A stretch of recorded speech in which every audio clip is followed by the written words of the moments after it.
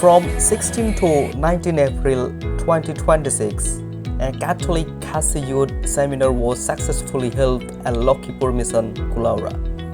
The seminar was organized by the Rangbah Balang Association with around 170 youths participating. The main theme of the seminar was Walking with Jesus on the Road to Emmaus. Through this seminar, the youth not only gained knowledge about faith and church life, but also learned many important lessons on character building, values, morality, tradition and culture, land rights, responsibilities, and commitment.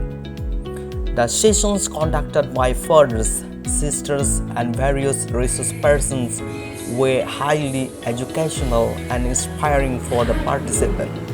Alongside the learning session, the youth also had the opportunity to showcase their talents through different sports and cultural programs. The seminar was successfully completed, a joyful and enriching atmosphere.